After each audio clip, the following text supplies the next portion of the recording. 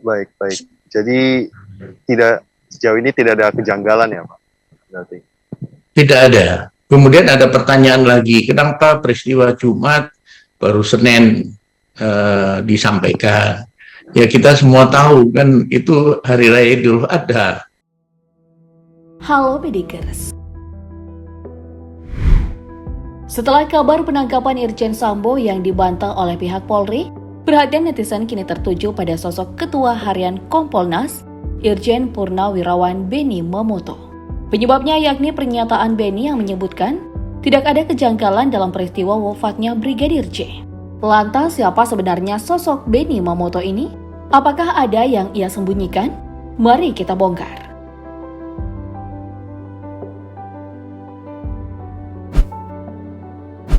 Terkait kasus kematian Brigadir J, Irjen Purnawirawan Benny Mamoto baru-baru ini turut memberikan tanggapan. Sekretaris Kompolnas ini menyebut tak ada kejanggalan dalam kejadian yang menewaskan Brigadir J itu. Kesimpulan tersebut didapatkan setelah dia mendengar pernyataan tim penyidik Polres Jakarta Selatan, serta melihat bukti dan foto-foto yang ada sejalan dengan hasil investigasi tim kepolisian. Benny Mamoto menyebut kasus ini berawal dari pelecehan seksual yang dilakukan Brigadir J. Pensiunan polisi kelahiran 7 Juni 1955 ini kemudian menguraikan alasan kenapa ia menyebut tak ada kejanggalan di kasus ini.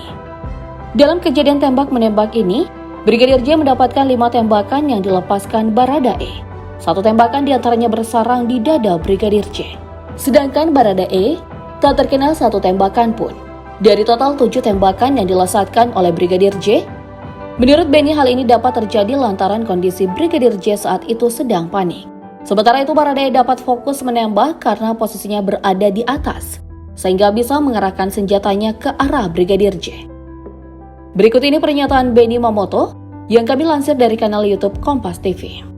Kondisi Brigadir J ini dalam keadaan panik, dalam keadaan tidak fokus untuk membidikkan senjatanya karena kaget ketahuan, sehingga arah tembakannya tidak menentu. Selain itu, Baradae juga disebut sebagai penembak nomor 1. Baradae merupakan pelatih vertical rescue dan penembak nomor 1 dalam kesatuannya, sehingga Benny tak heran bidikan Baradae tepat sasaran. Namun pernyataan-pernyataan Benny Mamoto tersebut justru terbantahkan dari hasil penyelidikan Lembaga Perlindungan Saksi dan Korban atau LPSK.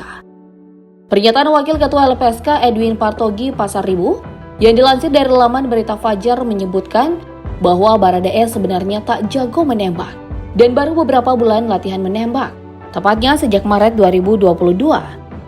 Selain terkait kronologi penembakan, Irjen Purnawirawan Benny Mamoto juga memberikan keterangan terkait luka sayatan di tubuh Brigadir J. Berbanding terbalik dengan temuan pengacara keluarga Brigadir J, Benny Mamoto justru mengatakan tak terdapat satupun luka sayatan. Yang ada hanya luka bekas serempetan peluru. Tidak ada luka sayatan. Yang ada adalah luka bekas serempetan peluru atau pecahan peluru. Selanjutnya terkait kondisi jari Brigadir J yang dikatakan putus, Benny juga menyanggah terkait hal ini. Mantan Direktur BNN ini mengatakan bahwa jari korban hanya luka karena ketika memegang pistol, jarinya terkena tembakan dari Baradae. Kemudian juga dikatakan bahwa jarinya putus. Tidak. Jarinya memang luka karena ketika dia megang pistol kena tembakan dari Brigadir E. Terkait pernyataan-pernyataan Benny Mamoto ini, pakar hukum tata negara Refli Harun menyayangkan sikap Benny yang saat ini sedang menjabat sebagai Ketua Harian Komisi Kepolisian Nasional atau biasa disingkat Kompolnas. Jadi Sobat Era sekalian, justru Kompolnas itu adalah mata dan hatinya atau mata dan kakinya Presiden untuk mengawasi polisi, bukan untuk menjadi juru bicara polisi ya. Jadi salah kaprah Benny Mamoto kalau begitu jadinya ya.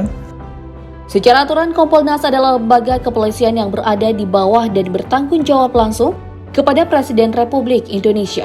Komisi ini dibentuk pada era Presiden ke-6 Susilo Bambang Yudhoyono. Berdasarkan Peraturan Presiden Nomor 17 Tahun 2011. Dalam pasal 4 dari Perpres ini, disebutkan bahwa tugas Kompolnas ada 2, yakni membantu Presiden menetapkan arah kebijakan Polri, serta memberikan pertimbangan kepada Presiden dalam pengangkatan dan pemberhentian Kapolri. Sebelum menjabat sebagai Ketua Harian Kompolnas, Benny Mamoto sendiri telah ditugaskan dalam berbagai unit kepolisian. Benny Mamoto lulus dari Akabri tahun 1977. Kemudian ia ditugaskan sebagai penyidik Densus 88 anti teror. Setelah itu pria yang lahir di Bitung, Sulawesi Utara ini, Kepala Unit 1 Bagian Keamanan Negara. Benny juga terbilang cukup jago dalam hal menembak. Saat menempuh pendidikan Akabri di Sukabumi, ia pernah menjuara lomba menembak antar angkatan dengan merebut medali emas untuk kontingen kepolisian. Selama karirnya, Benny Mamoto banyak ditugaskan di bidang reserse. Antara lain Direktur 1 Kamtranas Bareskrim Polri tahun 2001, serta Wakil Direktur 2 Ekonomi dan Khusus Bareskrim Polri tahun 2006.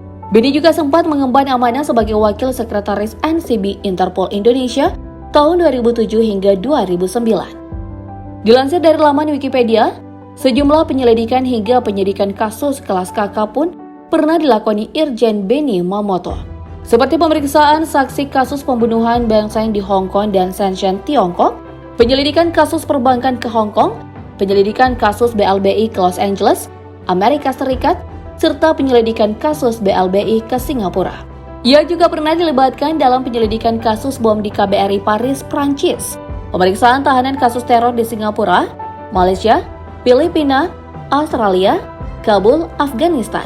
Kemudian penyelidikan kasus teror di Pakistan, selanjutnya penyelidikan kasus pencurian benda cagar budaya ke Jerman, dan memimpin operasi pembebasan sandera di Filipina. Pria berpangkat Jenderal Bintang 3 ini pun pernah menjadi anggota tim pemburu koruptor kantor Menko Polhukam, anggota tim pembebasan sandera Departemen Luar Negeri, hingga terlibat dalam penyerahan tahanan buronan Tentara Timur Leste ke Dili. Anggota polisi dengan pangkat Inspektur Jenderal ini juga mengajar di beberapa universitas. Ia menjadi dosen PTIK dan dosen program Pasca Sarjana Kajian Ilmu Kepolisian Universitas Indonesia. Mengajar di GCLIC Semarang dengan materi tentang terorisme, hingga mengajar ke negeri seberang di pendidikan Special Branch Police di Raja Malaysia. Dan terakhir, sebelum memasuki masa pensiun, Benny Mamoto bertugas sebagai Deputi Pemberantasan Narkotika di BNN. Usai pensiun, pria bernama lengkap Benny Joshua Mamoto ini kemudian memantapkan diri menjadi anggota Kompolnas hingga saat ini. Selain itu, Benny juga merambah ke dunia politik, Ketua Bidang Desentralisasi dan Otonomi Daerah DPP Partai Golkar sejak tahun 2017. Benny Mamoto juga menjabat sebagai Ketua Umum Institut Seni Budaya Sulawesi Utara dan masih aktif dalam kegiatan seni dan budaya Sulawesi Utara hingga saat ini.